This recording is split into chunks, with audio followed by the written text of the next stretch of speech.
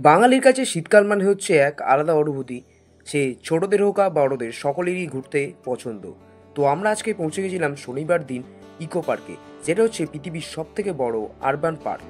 এবং এখানে রয়েছে সেভেন স্টার, মানে সেভেন স্টার মানে হচ্ছে তাজমহল থেকে শুরু করে নানান ধরনের জিনিস। এবং তারই মধ্যে আমাদের কিছু চরম স্ক্যামের শিকার হতে হয়েছিল। এবং তার মধ্যে আমরা কিছু ড্রোন শট নিয়েছি, এবং কোন গেট থেকে আপনারা প্রবেশ করবেন সে সবটুকু ইনফরমেশন, এবং কি করবেন কি না করবেন, কি এড়িয়ে চলবেন, এই ভিডিও 16 মিনিটের ভিডিওর মধ্যে আপনারা পেয়ে যাবেন। চলুন শুরু করা যাক। আমরা নেমে গেছিলাম হচ্ছে 4 নম্বর গেটের দিকে। হ্যাঁ, 4 নম্বর গেটের দিক থেকে আপনার সোজা গিয়ে ডান দিকেই পড়ে যাবে টিকিট কাউন্টার। পার হেড 30 টাকা। এই 30 টাকার টিকিট কেটে আপনারা এনাকে দেখিয়ে সোজা প্রবেশ করে যেতে পারবেন এই করুণার স্বাগতম একটি বোর্ডের সামনে। এবং এই 4 নম্বর গেট থেকেই আপনাদের টোটালি জার্নিটা শুরু হতে চলেছে। এবং এখান থেকে আপনারা এই সামনের এরিয়াটা ক্রস করা মাত্রই আপনাদের সামনে চোখে পড়ে যাবে নানান ধরনের খাবার জিনিসের জায়গা। এখান থেকে আপনারা কিনে নিতে পারেন পপকর্ন থেকে শুরু করে নানান ধরনের জিনিস। তবে বাইরে থেকে কিনে নিয়ে যাওয়াটাই বেটার আমার মতে মনে হয়। কারণ ভেতরে অত্যন্ত এক্সপেন্সিভ সমস্ত জিনিসের দাম, এবং খাবার খুবই খারাপ। তারই মধ্যে স্কুল থেকে দেখা যাচ্ছে অনেক কিছু, অনেকজন স্টুডেন্টরা এসছে। তারা হচ্ছে এই সেভেন স্টারের ভেতরে ঢুকবে এবং সে সমস্ত ইনফরমেশন তারা কালেক্ট করবে। আমরা এদিকে না গিয়ে আমরা চলে গেলাম একটু টিফিন করতে। তো টিফিনে দেখতে পাচ্ছেন ডিম, কলা থেকে শুরু করে কেক থেকে শুরু করে এবং দুপুরের লাঞ্চ থেকে শুরু করে সমস্ত জিনিস আমরা নিয়ে এসেছি। যেহেতু বললাম ভেতর থেকে কোনো কিছু কেনাটাই আমার মতে ঠিক নয়, কারণ ভেতরে বাজেট খুব বেশি এবং সমস্ত জিনিসের খাবার কোয়ালিটি একদম বাজে। তো সেই পরে আমরা খাওয়ার পরে আমরা চলে এলাম যে সেভেন স্টারের দিকে। তো সেভেন স্টারের মধ্যে আমরা প্রবেশ করা মাত্রই এই পিরামিড দেখতে পেলাম, এবং সেখানে দেখা যাচ্ছে যে কিছুজন ছবি তুলছে। তো তাদেরকে আমরা বললাম যে আপনারা কটার সময় এসছে? তারা বলল যে তারা ৯টার সময় এসে গেছে এবং বাইরে বন্ধ ছিল। তারপরে গেট ওপেনিংয়ের সময় তারা ঢুকেছে এবং সেভেন স্টারটাও উপভোগ করছেন খুব ভালোভাবে। তার কিছু দূরে আমি এগিয়ে গেলাম, একটা বড় পেট্রা শহর আমার চোখে পড়ল। তো পেট্রা শহর চোখে পড়ার আগেই এখানে আমি দেখতে পেলাম যে তারা ওপরে ওঠার চেষ্টা করছে। আমি বারণ করলাম, আমার কথা কেউ শুনল না। বাড়ির লোকই শুনল না তো এরা কি শুনবে? তো এদেরকেও আমি সেম কথা বললাম, তারাও শুনল না। আমি সেদিকে কোনো ধ্যান না দিয়ে আমি চলে গেলাম মিশরের পিরামিডের ভেতরের দিকটায় প্রবেশ করার জন্য। তো ভেতরের দিকে প্রবেশ করার মাত্র টার্নিং নিয়েছি, সেই সময় ভেতর থেকে কিছু বাচ্চার আওয়াজ চলে এলো। বললাম না, এই সময় না, পরে যাব। তারপর আমরা একটি ব্রিজ দিয়ে দেখতে পেলাম যে তাজমহল, ভারতের আগ্রায় যমুনা নদীর তীরে অবস্থিত সুন্দর সাদা মার্বেলের স্মৃতিস্তম্ভ, কিন্তু এটি এখন আমাদের ইকো পার্কে। এবং তারই সাথে সাথে রয়েছে পেট্রা। এটি জর্ডান শহরে প্রাচীন স্থাপত্য, সমাধি ও মন্দিরের গোলাপি বেলে পাথরের কাজের কারণে শহরটি বিশ্বব্যাপী রোজ সিটি নামে পরিচিত হয়ে উঠেছে এই সিটি। কিন্তু এটিও রয়েছে আমাদের ইকো পার্কে। না, এর জন্য কোনো পয়সা লাগছে না। এই সেভেন স্টার দেখার জন্য একবারই আপনাকে টিকিট কাটতে হবে, যার প্রাইস হচ্ছে মাত্র 30 টাকা। 30 টাকায় টিকিট কেটে আপনারা উপভোগ করে নিতে পারছেন এই পেট্রা শহর। তো কিছু ভাস্কর্য বা চিত্র যেগুলো এখানে ওনারা রেখেছে, এগুলো ইকো পার্কের থেকেই করা হয়েছে। কারণ টোটালি একটা যেমন দেখতে সেরকম জিনিস এনারা তুলে ধরেছে। আপনাদের মনোরম মানে সুন্দর লাগবেই। তো কিছুক্ষণ বাচ্চারা এখানে তারা এক্সিবিশনের কিছু কাজের ক্ষেত্রে এসেছিল। তো তারা নেমে যাওয়ার পরে আমি আবার আস্তে আস্তে ওপর দিকে বেরিয়ে বেরোতে লাগলাম, এবং তারই পরে আমার চোখে পড়ল খিস দ্য রেডি মার। ব্রাজিলের রিও ডি জেনেরিওতে এই সুন্দর শিল্পকর্মটি যীশু খ্রিস্টের মূল্যবোধকে নিখুঁতভাবে চিহ্নিত করে। যিশুর মতোই মূর্তিটিকে লক্ষ্য করে আমরা আবার এগিয়ে গেলাম কিছুর দিকে। মোয়াই স্ট্যাচু, মানে 1250 থেকে 1500 সালের মধ্যে সুন্দরভাবে খোদাই করা মানব মূর্তিগুলি পূর্ব মেলানেশিয়ার ইস্টার দ্বীপে অবস্থিত।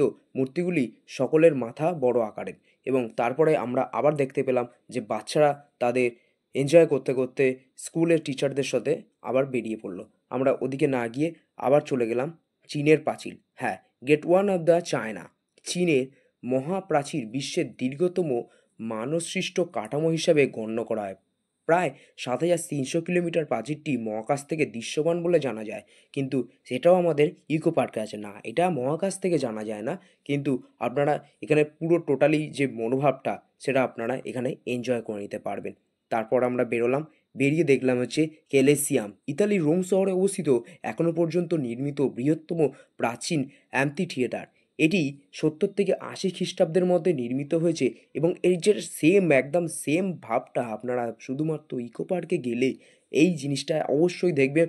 আর ৪ নম্বর গেটটা মাথায় রাখবেন, একদম ভুলেও ১ নম্বর বা ২ নম্বর থেকে প্রবেশ করবেন না, ৪ নম্বর গেট দিয়ে প্রবেশ করবেন। তাহলে আপনারা সমস্ত কিছু এনজয় করতে পারবেন এবং ভালোভাবে দেখতে পারবেন। এবং অবশ্যই সকালবেলায় আপনাদের ওখানে পৌঁছে যেতে হবে, গেট খোলা মাত্রই, ওপেনিং করা মাত্রই আপনাদের 7 স্টারটা আগে দেখে নিতে হবে। যে এটা হচ্ছে টিপস অ্যান্ড ট্রিক, অ্যান্ড এটা 7 স্টারটা দেখার পরেই আপনাদের সমস্ত আলাদা যে সমস্ত অ্যাক্টিভিটি আছে সেগুলোকে করে নেওয়াই বেটার মনে হবে। চলো। এটা তাজমহল, যেটা আমরা শাহজাহানের মৃত্যু পরে যেটা বানিয়েছিল, এটা চলো আমরা ঘুরে দেখি। লজ্জা হয় না কোথায় আমরা প্রবেশ করছি haunted place. This is the haunted place.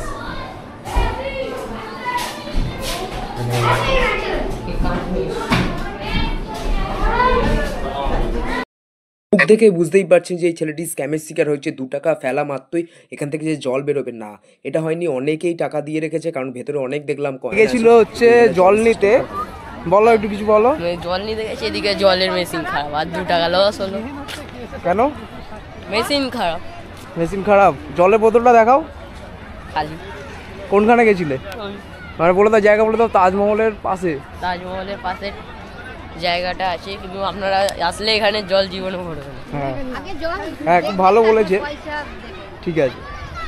আপনারা যারা ফুচকা প্রেমীরা আছেন তারা যদি ফুচকা খেতে যান, হ্যাঁ ফুচকা হচ্ছে ২০ টাকায় ৭ পিস, আমি বলে দিলাম। এবং এখানে যে সমস্ত জিনিস আছে, যা ২০ টাকা হোক বা ৩০ টাকা হোক বা ৪০ হোক ১০০ হোক, সব কিছুর সাথে ১০ টাকা বা ৫ টাকা করে অ্যাড করা আছে। জানি না কেন দিতে হয়, এটা তো ঠিক না, কারণ বলেছিলাম যে ভেতরে সমস্ত জিনিসের কস্ট বেশি। এবং সেটা আমরা একটা ভুট্টা নিয়েছিলাম, এটা প্যাকিং করা, জানি না কবেকার প্যাকিং করা, এটা নিয়েছিল আমাদের থেকে হচ্ছে ৪০ টাকা এই দোকানে থেকে ৪ নম্বর গেটে হচ্ছে ডিজাইনের পাশে। এবং তারপরে আমরা চলে গেলাম হচ্ছে বাটারফ্লাই গার্ডেন। তো বাটারফ্লাই গার্ডেনে ঢোকা মাত্রই আমাদের চোখে কিছু বাটারফ্লাই পড়েছে, কিন্তু সেটা আমরা ক্যামেরা বন্দি করতে পারিনি। বাট ভেতর দিকে গিয়ে মোটামুটি কিছু দেখতে পেলাম না। এটা আপনারা যদি একদম জানুয়ারির ফার্স্টের দিকে যান বা ডিসেম্বরের লাস্টের দিকে যান, দেন খুব ভালোভাবে দেখতে পারবেন। আর এই সাইকেলিংয়ের হচ্ছে 2জন বা বাচ্চাদেরও আছে, 3 জনের একটা সিটিং করা আছে। তো সেটা হচ্ছে 150 টাকা করে হচ্ছে নেয়। গেট নম্বর 4 দেখতেই পাচ্ছেন লেখা আছে, এবং তার সাথে 200 টাকা করে ডিপোজিট রাখতে হয়। যদি কোনো রকম ভুল ত্রুটি বা কিছু ভেঙে টেঙে যায় সেটা মাইনাস করে নেবে।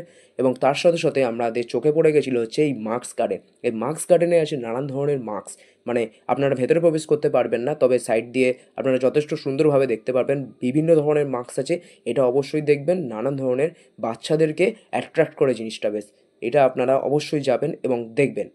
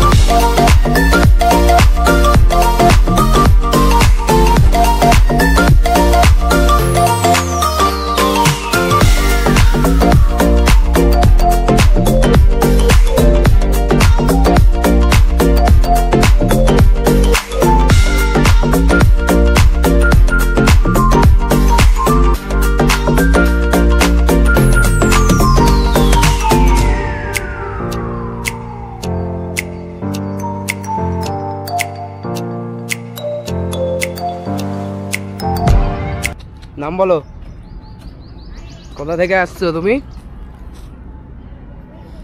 ওকে সব জায়গায় পেয়ে যাবে তোমরা, তাই তো? হাত দে, ওর হাত পা, হাত পা, হাত দে, হাত দে, আর দাও। হ্যাঁ মুড খারাপ আছে, মুড খারাপ আছে। এবার আসছি হচ্ছে টয় ট্রেনের ব্যাপারটা নিয়ে। না, টয় ট্রেন আপনারা চাপতে পারেন, 150 টাকা করে হচ্ছে আপনার হচ্ছে নন এসি। এসি আছে হচ্ছে 300 টাকা। এটা হচ্ছে পুরো ইকো পার্কের 1 2 3 4 যে সমস্ত গেট আছে আইফেল টাওয়ার থেকে শুরু করে টোটালটা আপনাদের দেখাবে ঘুরে। খুব ভালো ব্যাপারটা, আপনারা এটা এনজয় করতে পারেন। এবং অবশ্যই যে লেকটা আছে, লেকের মাছগুলো দেখতে ভুলবেন না, এক একটা সাইজ যথেষ্ট বড়। এটা আপনারা হচ্ছে এক্সট্রা এক্সট্রা বোনাস যেটাকে বলা যেতে পারে। তো এইগুলো আপনারা অবশ্যই দেখবেন, অন্যান্য ব্লগে আপনারা পাবেন না এই সমস্ত ইনফরমেশান, এই ব্লগে পেয়ে যাচ্ছেন। তো এগুলো একটু দেখবেন। তারপরে হচ্ছে 4 নম্বর গেট থেকে যখনই আপনারা বেরোলেন, ডান দিকে পড়ে যাবে এই মনোরম যে ব্যাপারটা না, একটা বাঙালিয়ানা ব্যাপার। এখানে একটি গ্রাম আছে, সেই গ্রামটিকে আপনারা চাইলে ঢুকতে পেরে ভালোভাবে দেখবেন, 10 টাকা করে টিকিট। এবং এই যে সায়েন্স ফিকশন একটা করেছে, যেটা হচ্ছে সোলার, টোটালি এই গ্লোবটা আছে সোলার রিনিউয়েবল এনার্জি মিউজিয়াম, এটা হচ্ছে 200 টাকা করে পার হেড, 200 টাকা করে দিয়ে আপনাকে ভেতরে প্রবেশ করতে হবে। আর এখানটায় হচ্ছে রাত্রিবেলায় ওয়াটার শো হয়। ওয়াটার শো আপনারা এনজয় করতে চাইলে এটা হচ্ছে 6টা থেকে স্টার্ট হয়, 6টা থেকে 6:30টার মধ্যে এখানটায় হচ্ছে ওয়াটার শো হয়। এটা হচ্ছে গেট নাম্বার 2। গেট নাম্বার 2-এ আপনারা এই ওয়াটার শোটা দেখতে পেয়ে যাবেন। তারপরে আসি নানান ধরনের অ্যাক্টিভিটি মধ্যে পড়ে যাচ্ছে হচ্ছে বোটিংয়ে এখানে 4টা, আপনারা এই জায়গাটা ভিডিওটা পজ করে দেখে নিতে পারেন যে কত কি রেট আছে। এখানে বোটিংয়ের মধ্যে হচ্ছে শিকারা রাইড হচ্ছে 50 টাকা পার পার্সন, এটা হচ্ছে প্যাডেল বোটিংয়ের প্রাইস বললাম, হচ্ছে 50 টাকা পার পার্সন। এবং শিকারা হচ্ছে 150 টাকা পার পার্সন। মোটর বোট হচ্ছে 200 টাকা পার পার্সন করে আপনারা এটাকে এনজয় করতে পারেন। এটা হচ্ছে 3 রাউন্ড ঘোরাবে। আর আপনার প্যাডেল বোট দিয়ে যতটা ওদের কভারের এরিয়ার মধ্যে আছেন ততটা আপনারা যতটা চলতে পারবেন ততটাই। এবং আলাদা দেখতে দেখতে আমাদের এই সুন্দর যে মনোরম যে ব্যাপারটা আছে না, এইটা আপনারা 1 নম্বর গেট দিয়ে যদি ঢোকেন তবে এই ব্যাপারটা আপনারা পেয়ে যাবেন। এখানটা একটু ভিড়টা একটু কম, বেশিরভাগ ভিড় হচ্ছে 2 নম্বর আর 4 নম্বর। 4 নম্বরে হচ্ছে 7 স্টারের জন্য ভিড় হচ্ছে।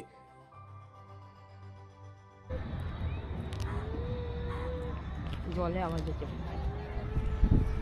ওইগুলো আছে, ওইগুলো আওয়াজ হচ্ছে, ওই দিকেটা ভালো বুঝছে। টোটালি ইকো পার্কের মধ্যে 1 নম্বর গেট দিয়ে প্রবেশ করা মাত্রই আপনারা পেয়ে যাবেন যে এই বুদ্ধ টেম্পেল বা বুদ্ধ গার্ডেন। আমার ইকো পার্কের মধ্যে সব থেকে শ্রেষ্ঠতম বা সুন্দর জায়গা বলতে এটাই আমার মনে হয়েছে। কারণ এর ভেতরে যে আলাদা যে একটা অ্যাট্রাক্টিভ ব্যাপার আছে সেটা আপনারা এখানে না গেলে বুঝতে পারবেন না। ভেতরে ঢোকা মাত্রই আপনারা বুদ্ধের মূর্তি পেয়ে যাবেন, অসাধারণ একটা। তার মধ্যে আপনারা পেয়ে যাবেন ছোটো ছোটো থান, যেগুলোকে বলা হচ্ছে এখন ট্রেন্ডিংয়ে চলছে, তো সেই সমস্ত এগুলো করে রেখেছে। তো সেখানে আপনারা বসে ছবি টবি নিতে পারবেন। এবং এই মন্দিরটা একদম আকর্ষণীয় একটা ব্যাপার।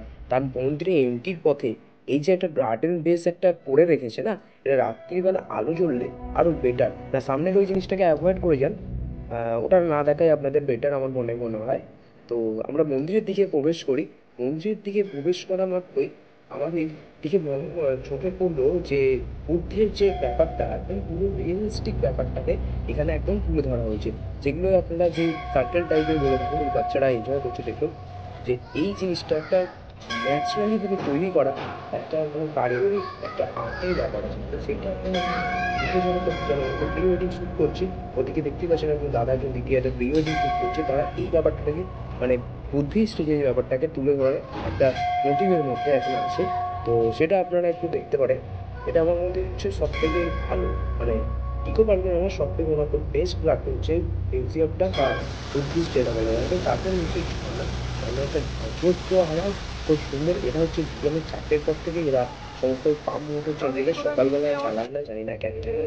তারপরেই আপনারা পাবেন হচ্ছে যে সমস্ত আমাদের সাহিত্যিকরা আছে, সাহিত্যিক বা লেখক সমস্ত ইতিহাস সমস্ত, এটা বাচ্চাদের অবশ্যই যাওয়া উচিত। এখানে নানান ধরনের ইতিহাস কোনায় কোনায় লুকিয়ে আছে, সেগুলোকে আমাদের নিয়ে নেওয়া। আগে এখানে ফিস দিয়ে ঢুকতে হতো, মানে 10 টাকা করে পার হেড ছিল। এখন এটা পুরোপুরি খুলে দেওয়া হয়েছে সকলের জন্য। আপনারা এখানে দুর্গা মায়ের একটি ছবিও দেখতে পাবেন, একদম সাধারণ একটা ব্যাপার। তো আশা করি আপনাদের ভিডিওটি ভালো লেগেছে এবং যতটা আমি ইনফরমেশন দেওয়ার চেষ্টা করেছি তো দিয়েছি এখানে, জানি না কেমন কি হয়েছে। যদি ভিডিওটি ভালো লেগে থাকে অবশ্যই লাইক শেয়ার সাবস্ক্রাইব করে দেবেন এবং পাশে থাকবেন। আর ভিডিওটি পুরো স্কিপ না করে পুরো দেখবেন। চলুন আজকের মতন আমাদের আবার দেখা হবে অন্য কোনো চ্যাপ্টার বা অন্য কোনো অধ্যায় বা অন্য কোনো এক জায়গায় নতুন একটি ব্লগ নিয়ে। চলুন শুভ